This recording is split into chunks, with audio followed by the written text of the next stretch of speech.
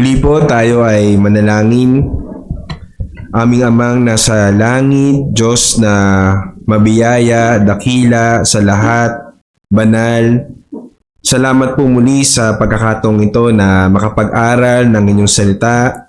Dalangin po namin ay patuloy niyo po kaming pakalinisin, patuloy niyo po kaming gabayan at samahan, at nawa ang banal na Espiritu ang siyang gumabay sa amin, buksan ang aming puso at isip upang ang inyong mga salita ay maunawaan namin, at hindi lamang ito sa aming mga isip kundi ito ay patuloy na bumaba sa aming puso upang magkaroon po ito ng bunga sa aming mga pamumuhay. Nawa Ama, kayo ang maitaas at kayo lamang ang maging sentro ng gawaing ito. Ito po ang aming dalangin sa pangalan ni Jesus. Amen. Tayo po ay magpapatuloy sa ating Sunday School, pero bago po ang lahat, ina-acknowledge ko po ang presence ng ating visitor, si Sir Emmanuel. Tama po ba? O, si Sir Emmanuel, sige po, if you can stand, although matangkad siya, kaya kitang-kita natin siya. So, welcome kapatid sa aming church. At ang ating lesson ngayon ay ang pagpapatuloy ng fruit of the Spirit. Ito ay hango sa libro ni Pastor Noel Espinosa. Si Pastor Noel ay pastor ng Grace sa may Lumban, Los Baños pala, sorry.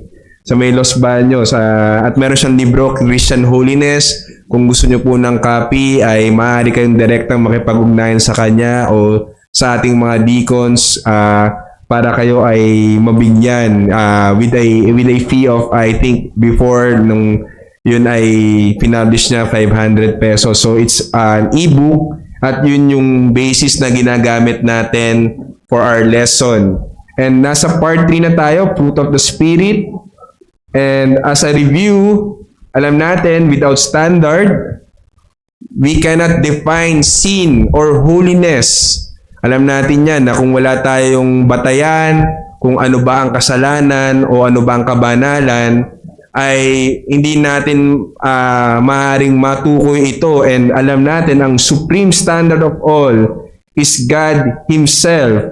And inaaral natin sa standards of holiness ay mga ilang bagay. Makikita natin dyan, dinaanan natin yung 10 Commandments, dinaanan din natin yung Kingdom of Christ, which is ating binigyang pansin through the Beatitudes. So alam natin yung Kingdom of Christ has come in. So it's already present, but yung consummation noon ay sa muling pagdating ng ating Panginoong Jesucristo. So it's both present and also looking forward in the future. And yung Beatitude, alam natin na yun ay ang character ng mga citizens ng kingdom ng Panginoon, and that motivates us for holiness dahil alam natin na bilang tayong mananampalataya ay kabilang sa kanyang kaharian, nakikita dapat yung mga characters na iyon, yung poor in spirit, yung meekness, gentleness, yung pure in and next na beatitude na ating aaralan ay yung peacemakers. So nandun din yung example of Jesus. And then lastly, for today, ang topic natin ay yung fruit of the Spirit. So yan yung titingnan natin. Okay, next slide. Next slide.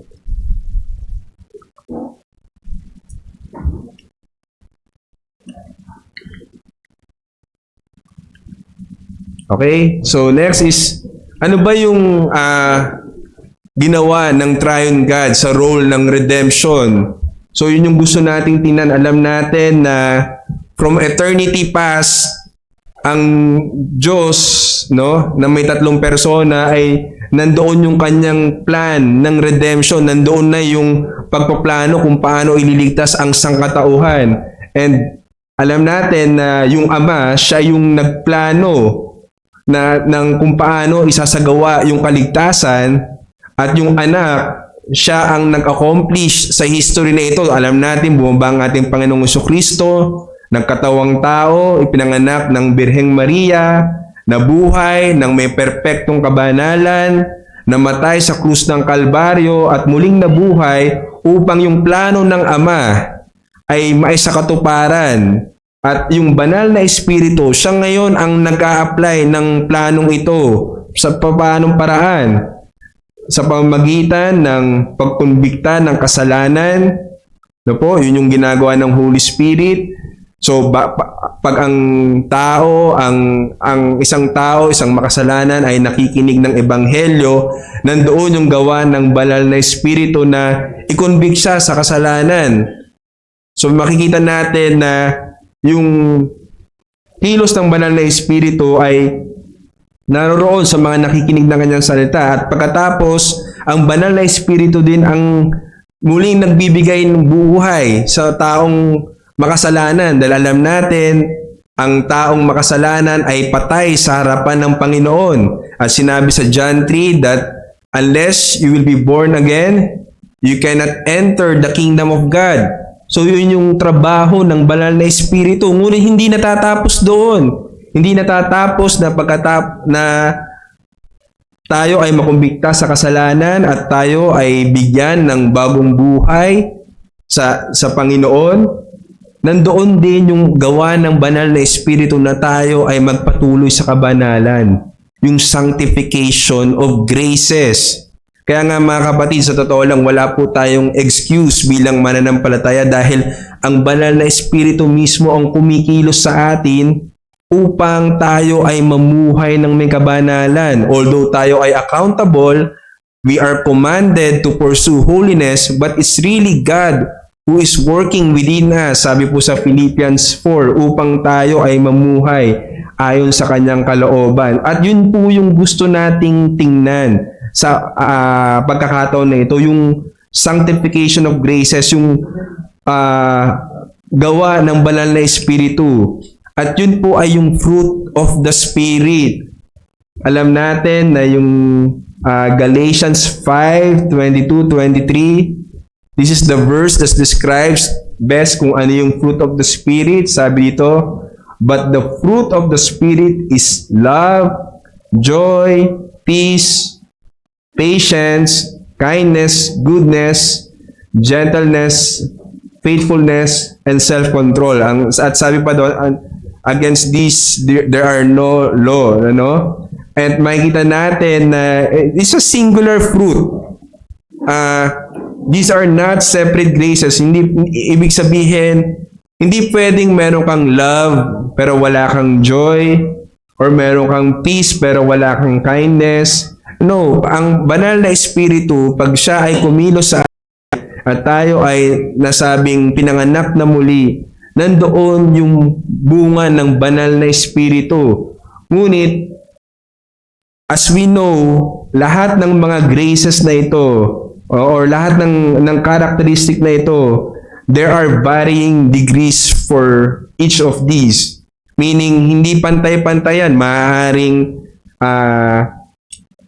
yung joy ay sabihin natin nagmamanifesta ng maayos sa buhay mo, pero kinukulang ka sa peace, kinukulang ka sa patience. So, in short, nandiyan yung iba't ibang antas. At kaya natin tinitingnan po ito para makita natin saan ba yung mga characteristics na ito, saan ba tayo nagkukulang? No po? Kasi alam nga natin na wala pang tayong kaganapan, wala pa tayo sa perfection, and patuloy na tayo ay nagpupursu ng holiness, and therefore, itong fruit of the Spirit ay dapat patuloy natin na kinukultivate. At alam natin na ito ay spiritual fruit.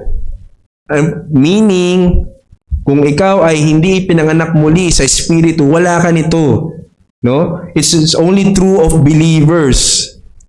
Maaari na may mga tao, 'di ba po, na mabait lamang. Sabi ito, other forms of virtues are creaturely, meaning maaaring likas siya doon, ngunit hindi nangangahulugan na nandoon yung true spiritual fruit. Kasi may mga tao pong ganoon eh. Alam po natin yan, kahit mga unbeliever, May mga unbeliever na mabait. May mga unbeliever na sabihin natin na gentle. Ngunit hindi yun yung masasabi na fruit of the Spirit. Kasi yung fruit of the Spirit po, from the word itself, is only by the Holy Spirit. At ang merong Holy Spirit lang ay yung mga tunay na mananampalataya. Kaya dapat po ma-distinguish natin kung ano ba talaga yung virtue that is coming from the fruit of the Spirit versus virtues that are really just coming out of us naturally pero hindi naman talaga because of regeneration. Okay, so next slide.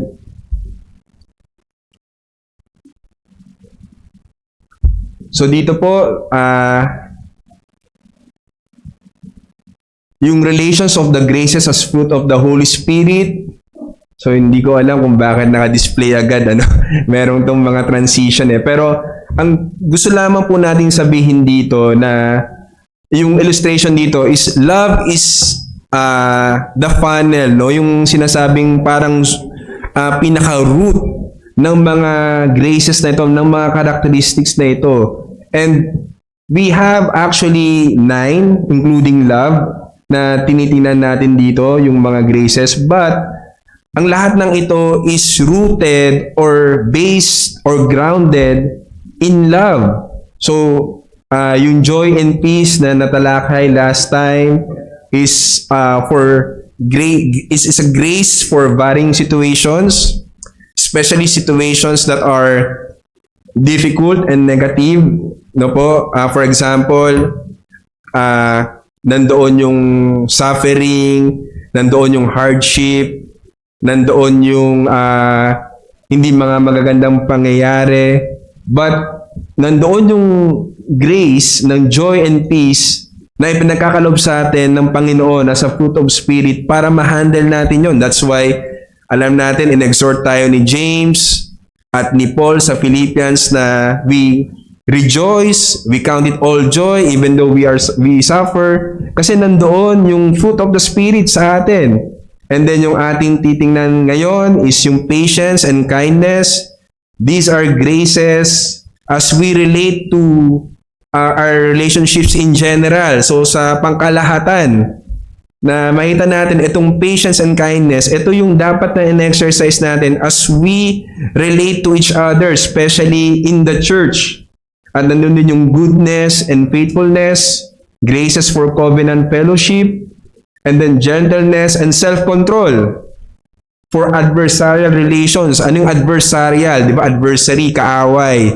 Meaning yung conflict, no? How do we resolve conflict as Christians? No, it's very difficult unless we have the fruit of the Spirit, specifically yung gentleness and self-control. So, ang lahat ng ito, it all is grounded in love. Kaya hindi po aksidente na yung love dyan is the first one that was discussed o kung yung first one na binanggit. Because yung love, that is motivation for all Christian graces and duty. No po? So yung love na sinasabi dyan is willingness or willing gift of oneself for the good of the object. So nakita niyo po yung sacrificial na aspect ng love, no? Na you are willing, you are giving yourself willingly for the good of the object ng iyong minamahal, which is love to God. You love the holiness of God, no po? And then love of brethren. You seek, no? You seek the holiness of your brethren, and then love of sinners. You seek the salvation of sinners. So, dyan po yung love. Kaya napaka-importante as we pursue these graces, dapat lagi sa love. Kasi kung wala pong love, una, imposible po sa atin yan. And second, kung wala pong love, we will be all legalistic. No? We will be all, sabihin natin at some point, hypocritical because we are not motivated by love. So wag po natin kakalimutan na yung love, yan yung pinaka-important na fruit, ng grace in that single fruit that should motivate all other graces and duties as we do them, as we pursue them, as we live them out. Okay, slide. So, ayan, magja-jump na tayo sa grace of patience. So, first, grace of patience. Dalawa po yung tatalakayin natin ngayon. Yung patience and kindness. So, doon muna tayo sa patience. Patience is not equal to tolerance. Yun po yung isang quick point natin dyan na ang patience in terms of fruit of the Spirit or as part of the fruit of the Spirit is distinct from tolerance, which is what is in the world. So, ang ibig sabihin po ng patience in Greek is slow to anger. So, siguro lahat po tayo dito ay babagsak sa patience dahil hindi natin alam kung tayo ay slow to anger. Pero yan pong ibig sabihin. And it is translated as long suffering. Bakit long suffering? Kasi yung pinapakita po ditong scenario, for example, ano bang magandang example? Let's say a person who is annoying, no? O talagang sabihin mo, rude ang character niya. So, ang ginagawa niya sa'yo is pinoprovoke ka niya na magalit, no? Na mainis. So, you suffer because pinipigilan mo yung galit mo, tinitiis mo yung galit mo. And you do that out of love. So, nagsasuffer ka long, no? Mahaba. Dahil ayaw mo ayaw mo siyang patulan, ayaw mong mag-give in sa temptation na siya ay sabihin natin na makipag-away sa kanya. So, yun yung long suffering. But as opposed to tolerance, it may restrain but resent inwardly. No po?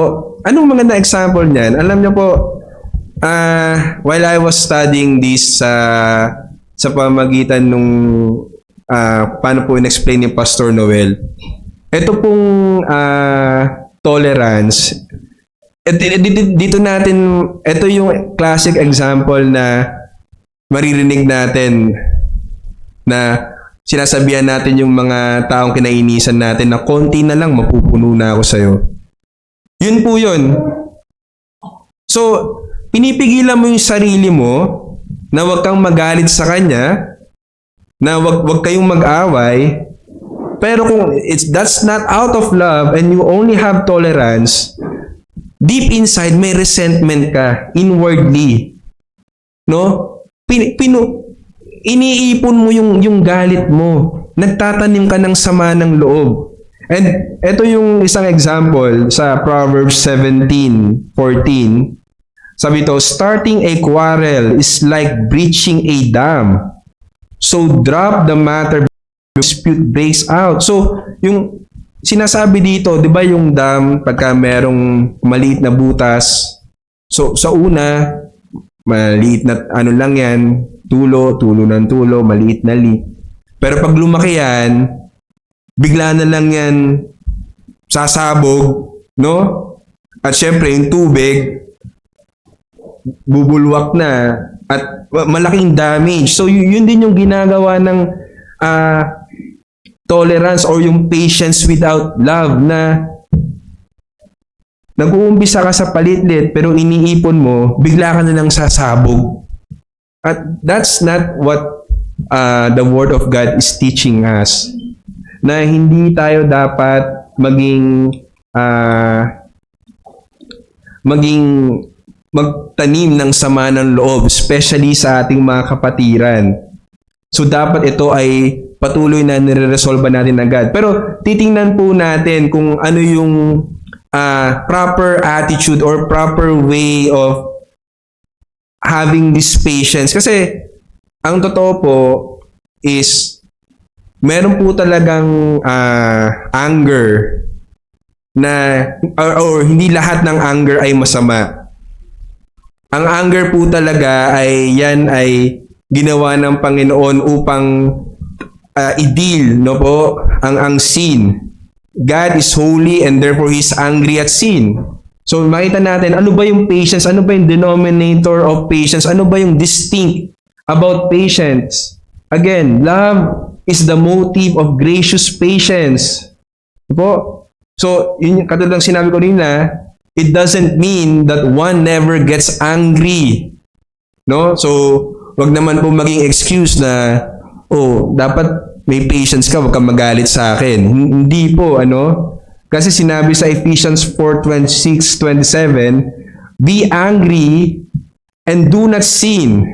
Do not let the sun go down on your anger and give no opportunity to the devil. So, may mga bagay talaga na tayo ay dapat sabihin natin nandoon yung anger. But ang sinabi dito, do not sin. Ano ibig sabihin po nun? How we express our anger. No, kung ang anger po natin, tayo ay nagwawala. No po, tayo ay nagsasalita ng di maganda. Tayo ay nanggugulo. It causes us to sin. But sinabi dito, be angry and do not sin. So, nandun dapat yung control sa iyong galit. Paano mo gagawin, paano mo i-express yung galit mo, paano mo sabi natin, paano mo i-direct yung galit mo in such a way na you will not sin, but at the same time, it accomplishes kung ano yung kalooban ng Diyos. And also, yung duration, no? Hindi pwedeng matagal yung galit mo. Kasi alam niyo po, no, it ties back o it goes back sa sinasabi natin kanina eh. Pagka iniipon mo yung galit mo, talagang sasabog ka. No? And that's not sabihin natin, a Christian virtue na, or that's not, hindi yun Christ-like attitude. So dito sinasabi natin na do not let the sun go down on your anger. Meaning the duration, yung galit, hindi yan dapat magtagal. So as much possible, as early as possible na ma-resolve mo yan, the better. Kasi dapat ang anger is nire-resolve agad. Ang sabihin natin, ang hindi pagkakasundo, yan ay sabihin natin na inaayos agad. Although, alam natin, no, with some, I believe some of the counseling na sinasabi ngayon na sabi nila pagka daw, kunwari, yung isang nasa isang relasyon ay nag-away, no? So, nandoon yung sabi natin pag parehas mainit, magpalamig muna, di ba? Yun po yung naririnig natin na pag galit pa, wag mo munang kausapin. But still, alam nyo po, tama naman po yun in some sense na nandoon yung timing. But to begin with, dapat wag na tayong umabot dun sa point na sobrang galit ka na hindi ka na makausap. Because yung po ay kawalan ng self-control. Yun po ay kawalan ng patience. So dito, love controls anger. Will either restrain or direct anger for what is good. You see po mga kapatid, yung anger that is controlled by love, no po, will either restrain, so mapipigilan nito yung anger to burst o to do something na hindi maganda, or direct to what is good. So, makita natin mga kapatid, yung patience that controls anger that is based on love is always aimed to what is good. No po? And it's true mga kapatid, no? As with any other conflict, ang lagi nating iniisip dapat is reconciliation. Yun yung dapat end goal natin bilang mga magkakapatid o kahit sa mga hindi pa natin na kahit sa mundo, no? Na yung anger natin should be controlled by love so that whatever we decide, kung anong ang gagawin natin, are we going to restrain it or direct it, it will always result for good. It will always result for building up, for reconciliation. Our patience should be in conformity with God's patience. So yun po yung motivation diyan, na yung love na yun yung unang-una sa sinabi sa fruit of the Spirit, yun yung nag-guide sa atin so that we can become patient, we can control our anger. Kasi ang kabaligtaran po ng patience, yan yung hindi mo makontrol yung iyong galit eh. And then, the best example or yung goal natin is maging katulad yung patience natin kung paano nagiging patient ang Diyos sa atin. So, paano po natin makikita yan? Sabi sa Romans 15:5-6, "Now the God of patience and consolation grant you to be like-minded, one toward another, according to Christ Jesus." So ano po sinasabi dito? God Himself is the God of patience. So siya po ang perfect example natin ng patience, no? Na while His anger is just, alam po natin yan. Sinabi sa Psalm 5, God is angry at the wicked every day, no po? Sinabi sa Romans 1, "For the wrath of God is revealed unto all righteousness."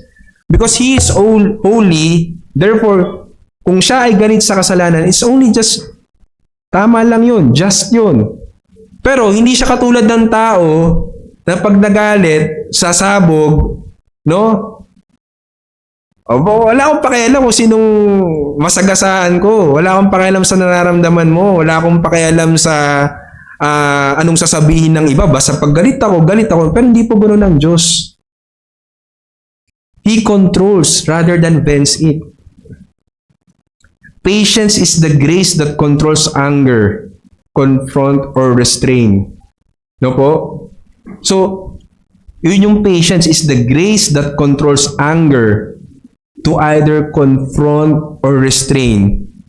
So, may mga pagkakataon po na kailangan talaga nating i-confront yung tao because of that. Pero we need to exercise love. And merong mga extremes na nangyayari dyan. So, number 1 is never restrain. Ito, never restrain. Walang pagpipigil sa galit. Anong sinabi ng salita ng Diyos dyan? Given to anger. And sinabi po sa Proverbs 22, verse 24-25, "Do not associate with a man given to anger, or go with a hot-tempered man, or you will learn his ways and find a snare for yourself." So huwag ka daw sumama sa mga taong walang control sa pagkagalit. Yung mga taong laging mainitin ng ulo. Bakit daw? Para ka daw gumagawa ng bitag para sa sarili mo. And that means ganoon ka delikado itong walang restraint, no? Ganito ka delikado itong walang pagpipigil sa galit. And alam natin yan, mga kapatid. Siguro at some point lahat po tayo ay nakaranas ng ganyan na hindi tayo nagpigil sa ating galit. And what happened? I'm sure wala pong kinalabasan niya na maganda yung hindi kayo nagpigil ng galit. In fact, it always leads to regret, no po? Na sana pala hindi ako nagalit ng gano'n. Sana nakapagpigil ako sa sarili ko. No po? It's either na nakapagsalita ka ng mga salita na hindi mo na kayang bawiin, no? Kahit anong sorry mo, nandun na yung sugat, o nakagawa ka ng isang bagay na hindi mo dapat nagawa. Di ba po? Alam natin yan. May mga extreme one, hindi nakapagpigil ng galit, nakapatay. Di ba po?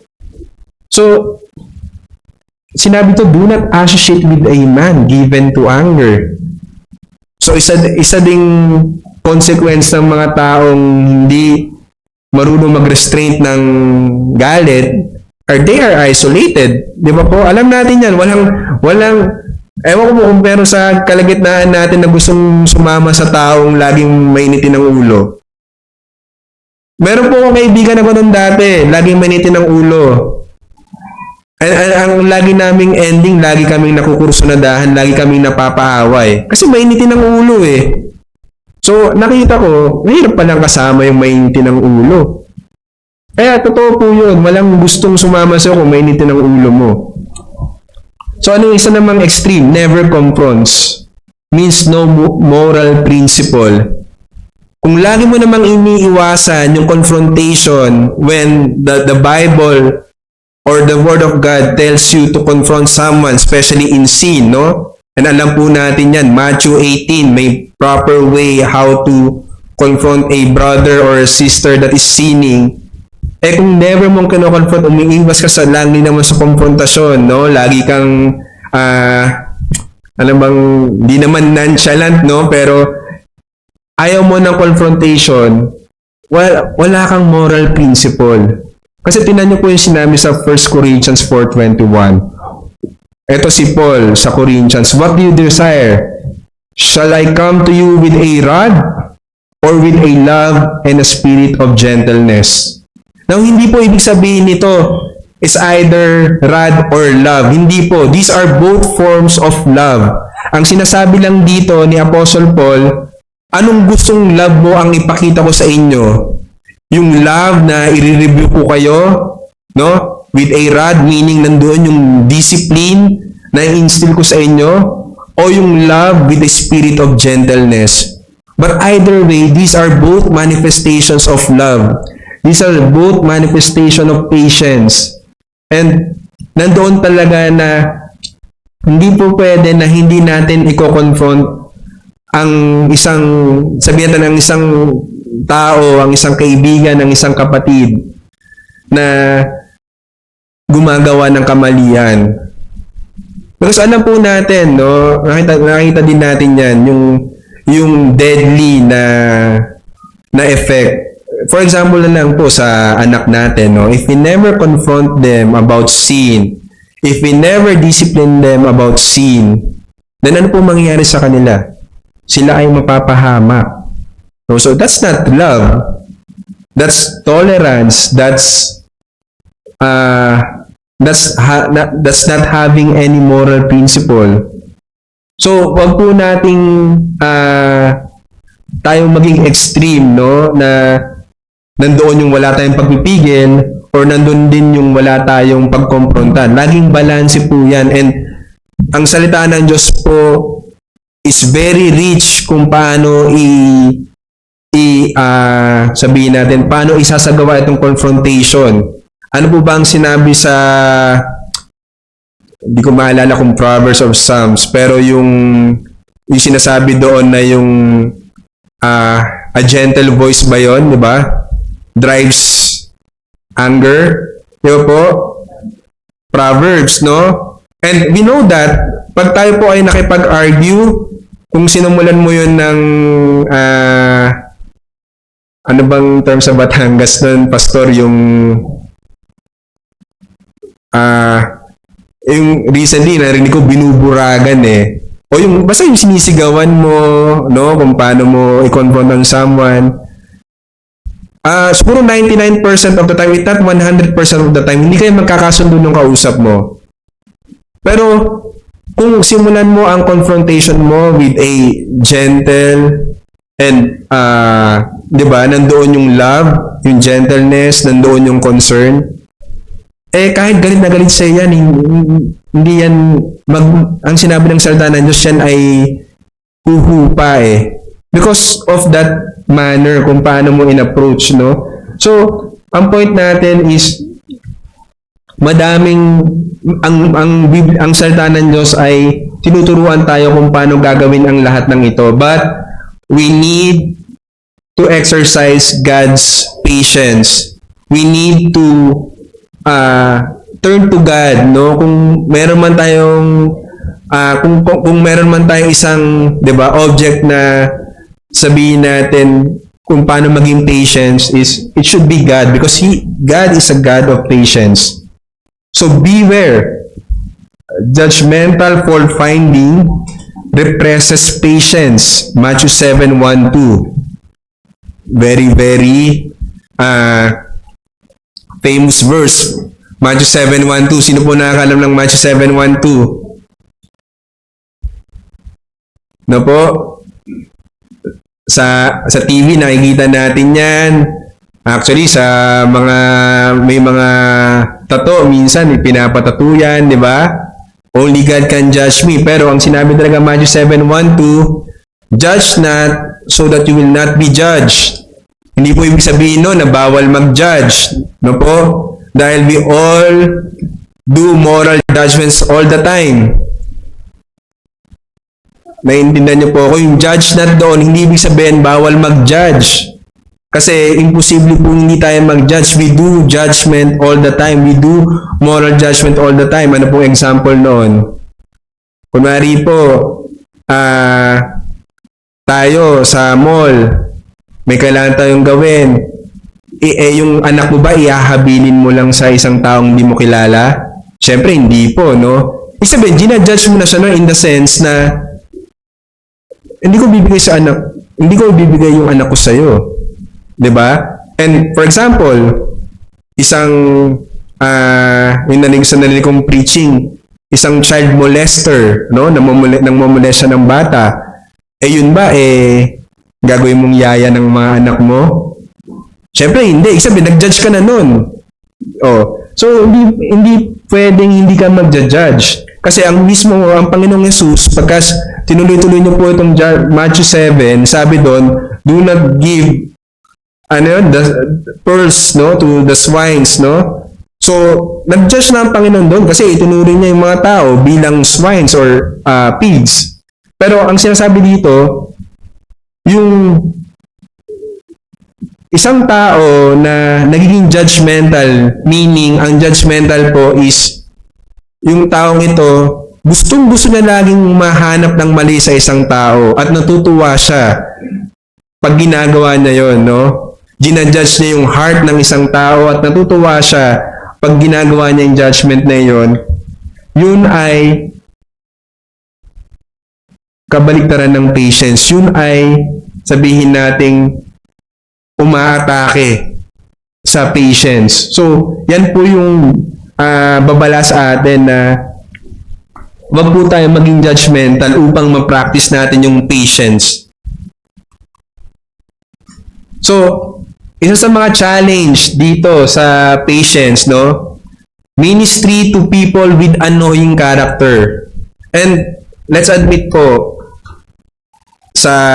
kahit saan tayo magpunta, sa opisina, sa eskwelahan, even sa church po mga kapatid, because indwelling sin is still within us, meron tayong mga character na nakakainis, annoying. Hindi po natin maiwasan yan. Pero dito makita natin ang Panginoong Hesus mismo yung perfect example on how to deal with people, how to exercise patience with those that are annoying in character. Alam po natin ito. Luke 22:31-33, sabi dito, Simon, Simon, behold, Satan demanded to have you, that he might sift you like wheat. But I have prayed for you, that your faith may not fail. And when you have turned again, strengthen your brothers. Peter said to him, Lord, I am ready to go with you, both prison and death. Apo? So, mga kapatid, dito, nakita natin how immature yung character ni Peter dito.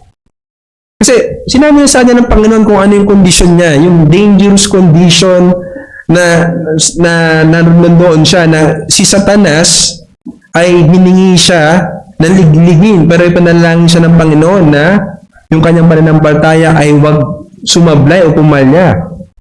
At pag siya'y napanumbalik, palakasin niya ang mga kapatid. So instead na si Peter dito ay sabihin mo, expect mo, bilang ang Panginoong mismo na nagsalita, siya ay mag-humble down. Pero sabi niya, arrogantly, Peter said to him, Lord, I am ready to go with you, both to prison and to death. Nandun yung, ano yung si Peter, di ba? Ito yung character niya yung, ano man tawag dito? Yung padalos-dalos, ano? So, nandito yung kanyang arrogance. Pero, hindi siya hindi siya sabihin natin pinagalitan ng Panginoon, hindi siya ipinahiya ng Panginoon, hindi siya sabihin natin ginawa ng masama ng Panginoon. Kasi nandoon yung patience ng Panginoon sa mga character na immature pa, katulad ni Peter at katulad din naman natin. So, nandoon dapat din tayo makita natin kung paano ang Panginoong Jesus ay nagiging pasensyoso, ay tayo rin ay maging pasensyoso sa bawat isa. Especially in the church. Anong sabi? Sa 1 Thessalonians 5:14-15, "Now we exhort you, brethren, warn those who are unruly, comfort the faint-hearted, uphold the weak, be patient with all." Be patient with all. So dito, iba't ibang character ang nasa church. Merong unruly, no po, yung mga ayaw magpasakop, may mga nanlulupaypay. Pero ano po sinabi? Be patient with all.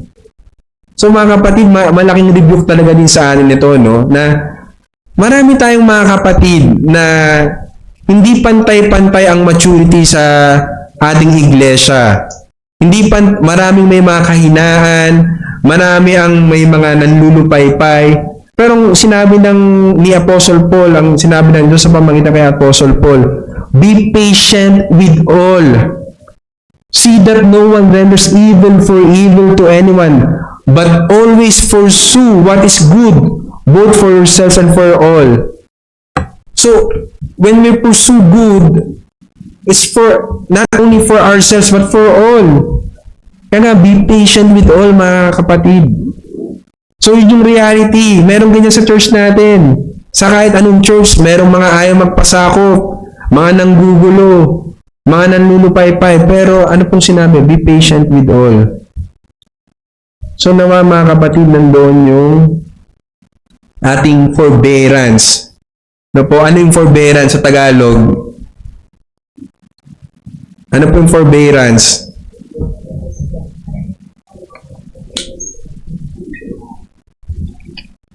Tama po yun, matiisin, pagtitiis. So, yun isang function ng patience na nagiging matiisin ka. Opo. So, dahil nga we have different levels of maturity, sabi doon sa John 16:12 ng Panginoong Jesus, I have yet many things to say to you, but you cannot bear them now. So, ang sinasabi, ang Panginoon, aware siya sa maturity level ng mga tao.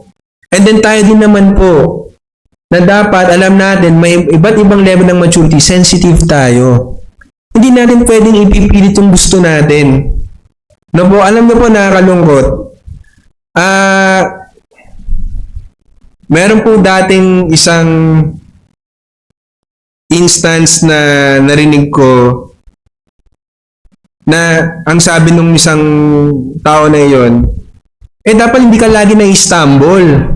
Ka dapat laging weak. Pag ikaw lagi na-stumble, kasalanan mo na yon. Pero mga kapatid, hindi po yun ang sinasabi ng salita ng Diyos. Dito ang Panginoon pinilit, no? Sabi niya, ang dami pa sana siyang gustong sabihin, pero you cannot bear them now. At ano pa sabi?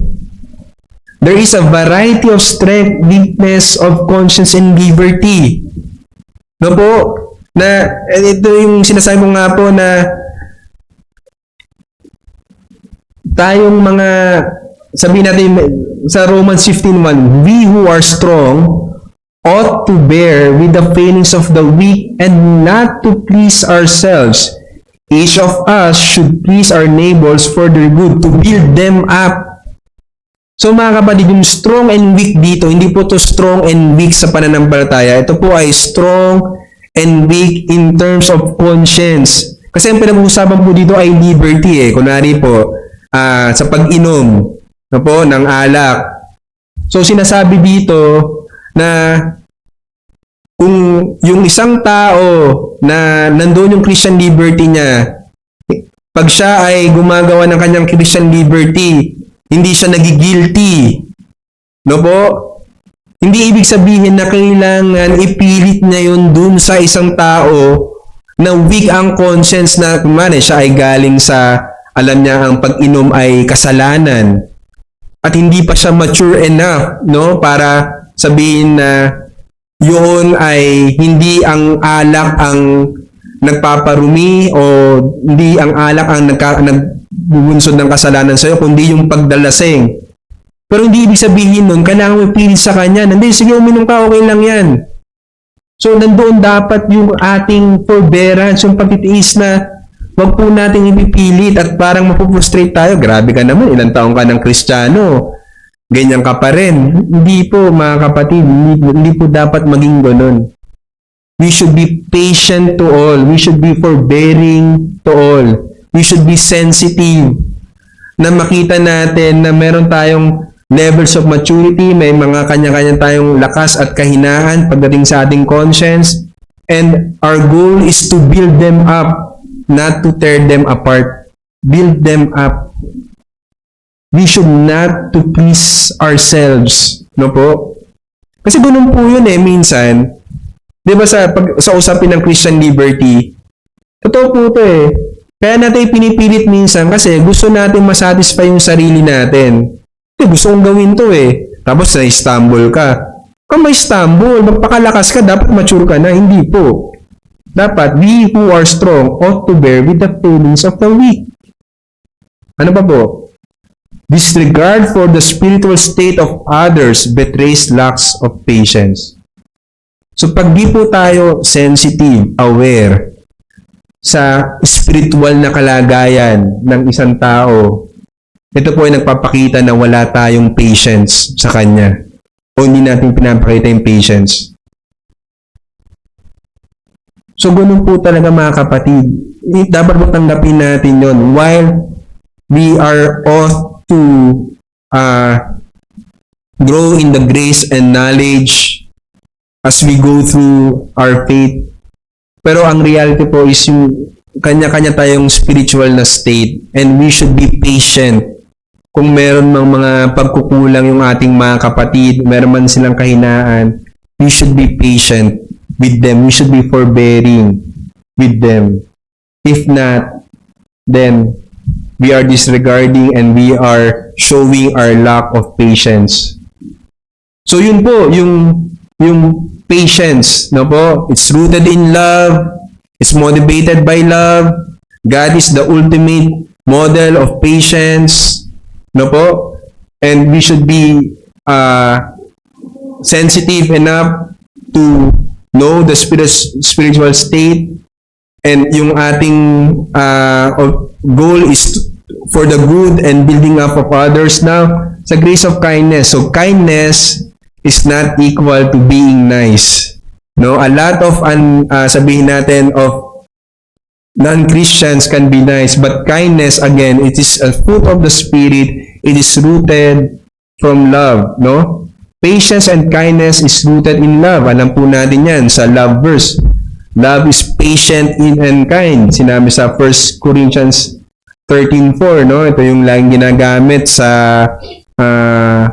Valentine's Day na quote from the Bible. But makita natin that both of these graces is rooted in love. Kaya ang dinadrive po natin dito, patuloy natin pinupukpok yung point na love. Hindi pwedeng walang love. Kung walang love, sabi nga dyan sa pagbinasa natin 1 Corinthians 13:1 hanggang I think 13 is kung wala tayong love, para lang tayong isang kalembang, no? At wala tayong silbi. So, unbelievers may exercise kindness out of common grace. You see, mga kapatid, even yung mga unbelievers, they can exercise kindness out of the common grace of God. Yan yung sinabi sa Acts 28:2 nung Paul ay nagta-travel na pinakitaan sila ng kabutihan ng mga unbelievers. But the denominator of gracious kindness o yung differentiator kung paano malaman kung ano yung kindness that is out of the fruit of the Spirit is it seeks the welfare of others rooted in love. So mga kapatid, yan yung sinasabi, seeks the welfare of others. Again, nakaturo na naman sa iba. Pag dinignan ng mga kapatid, yung love talaga, makita natin, mapansin natin, ang isang synonymous na concept niyan is selflessness eh. Because you are disposed to seek the welfare of others and not only of yourselves. You are always seeking sa iyong kabutihan ng iba. And sinabi dito sa Philippians 4:14-17, "Yet it was kind of you to share my trouble, and you Philippians yourselves know that in the beginning of the gospel, when I left Macedonia, no church entered into partnership with me in giving and receiving except you only. Even in Thessalonica, you sent me help for my needs once again. Not that I seek the gift, but I seek the fruit that increases your credit." So, ang pinapakita dito mga kapatid,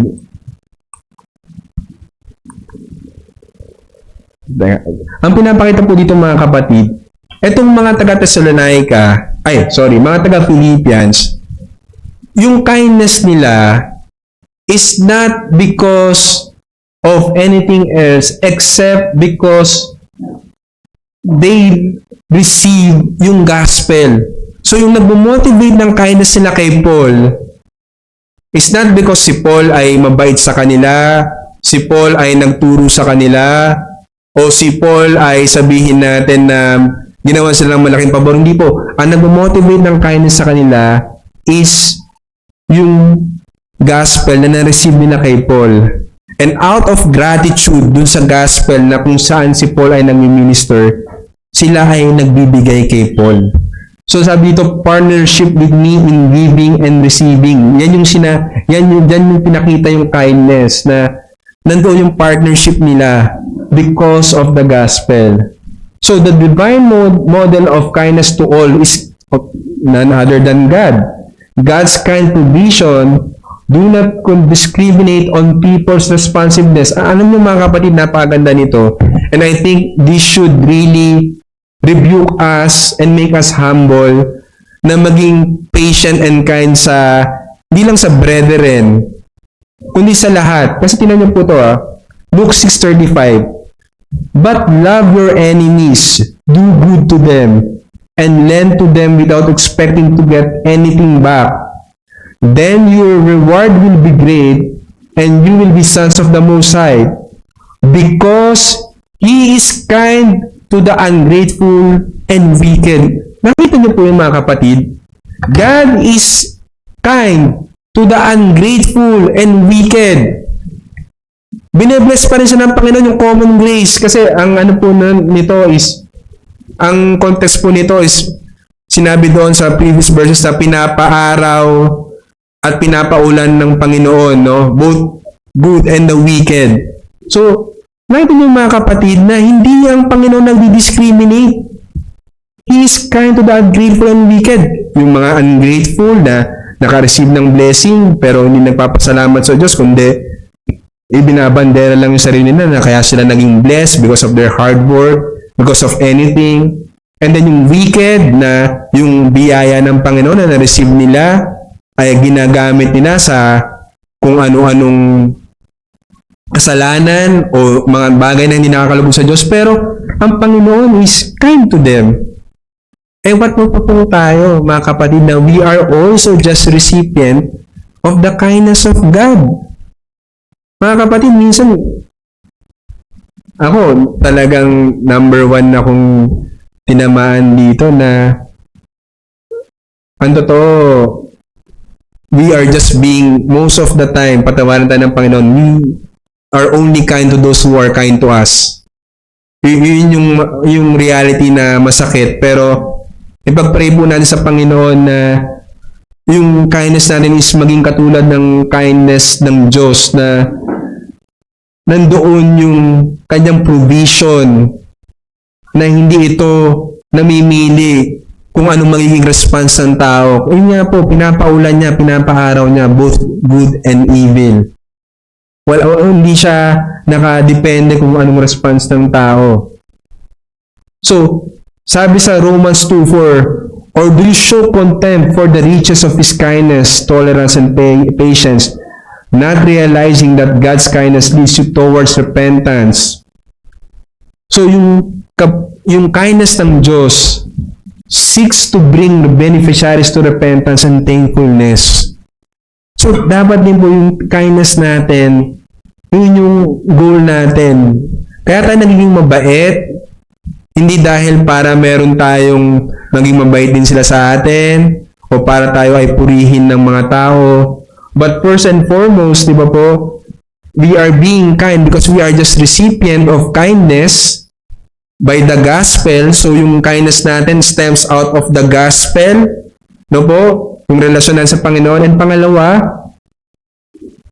kaya tayo nagiging mabait, no? Yung kabaitan natin, especially in this world, is para may pakita sa mga tao yung kabaitan ng Diyos na ito ay nagbubunso sa kanila upang magsisi at manumbalik sa Panginoon.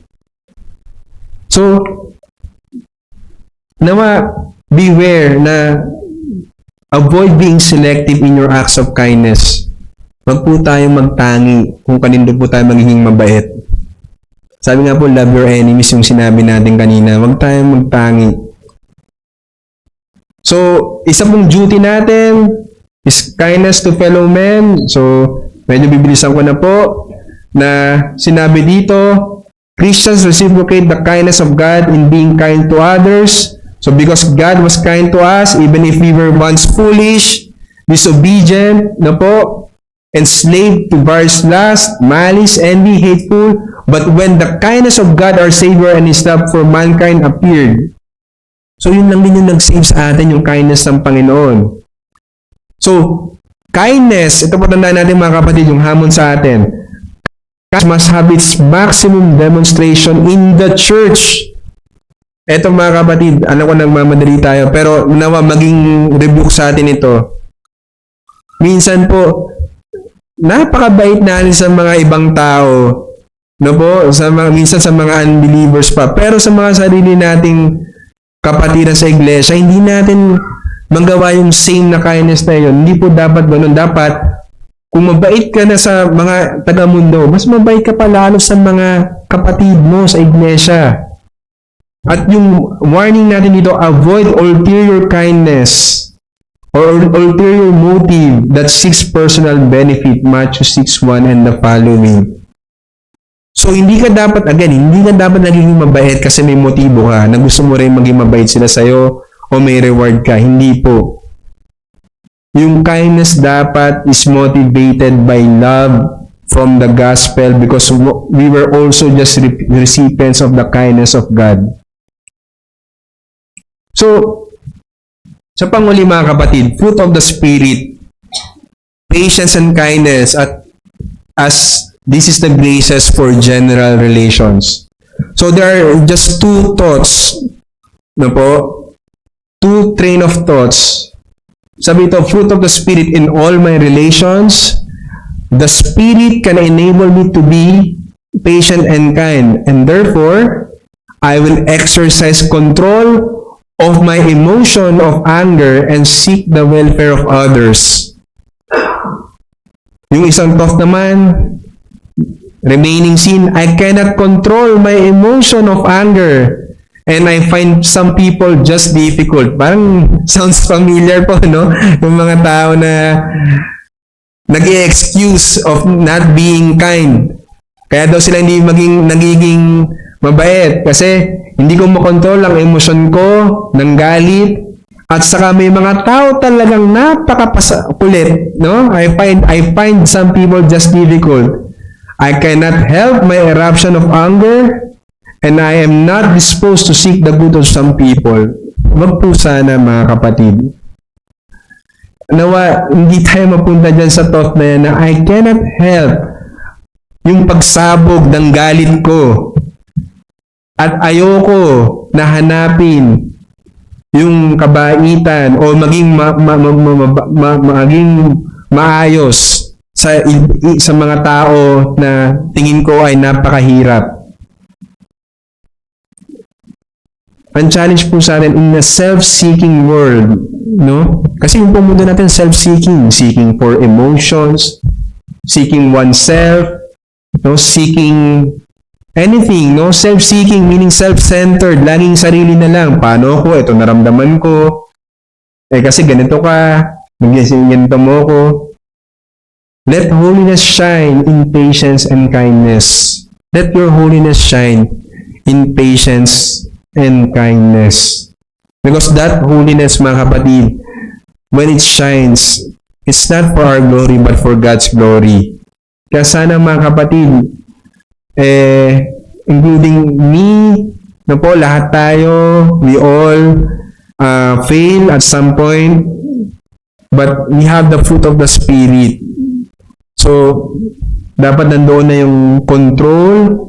Na po, kung may natutunan naman tayo dito, key takeaways natin is nandoon, everything must be rooted in love, and that love enables us to control our anger for the good of the people, and the model of kindness and patience is God Himself. So, doon tayo laging tumingin. Huwag tayo titingin sa tao po pagdating sa ganyan. Kasi, wala pong makaka-perfect na kundi ang Diyos lamang. So, yun lamang po yung ating Sunday School. So, we have 3 minutes before 1. May questions po ba or insights before we break for lunch? So, hindi ko po kayo gustong patamaan. Pero, yun po ang totoo na talagang we are being rebuked by the Word of God. And ang challenge natin, if we are Christians, if we say that we are believers, then let the fruit of the Spirit manifest in our lives, especially patience and kindness as we relate in general to the people in the world and in our church.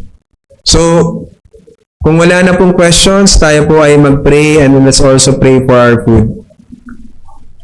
Let us pray. Our Father in heaven, salamat po Ama sa inyong mga salita na talagang dumudurog ng aming puso, Panginoon. Sa totoo lang po, Panginoon, we lack these virtues and patience and kindness. And nakita namin sa aming sarili, Panginoon, na ito yung mga bagay sa aming sarili na kailangan po namin lalo pang ihingi sa inyo ng awa at biyaya na we should practice this as part of our pursuing holiness, Panginoon. So, alam po namin na we are only dependent in the Holy Spirit for us to manifest this, but at the same time, we are also commanded and we are also accountable and responsible, Panginoon, na gawin ito. Kaya, Panginoon, batin niyo po ang aming puso, batin niyo po ang aming mga kahinaan. Help us, Panginoon, sustain us, Panginoon, and help us to always depend on your grace, Panginoon, and not in our own selves. And help us, Panginoon, to base everything on your love, Panginoon, on the love that we have just received from you, Panginoon, when you save us from our sins. Kaya salamat po, Panginoon. And sana po may pamuhay namin ito at makita ito sa amin upang lalo pa itong maghatid ng kapurihan sa inyo, makita ang inyong kabanalan, ang inyong kaluwalhatian. And we also thank you, Lord, for the food, Panginoon, na inyong pinagkaloob sa amin. Salamat po sa mga biyayang ito. Salamat po sa mga tao na nag-prepare nito, Panginoon. I-bless niyo po sila. At i-bless niyo po ang aming pagkain at nawa ito ay maging kasaganaan ng aming lupang katawan at kapurihan sa inyo. Ito po ang aming dalangin, Ama, sa pangalan ni Jesus. Amen. Sige po, tayo po ay mag-lunch na.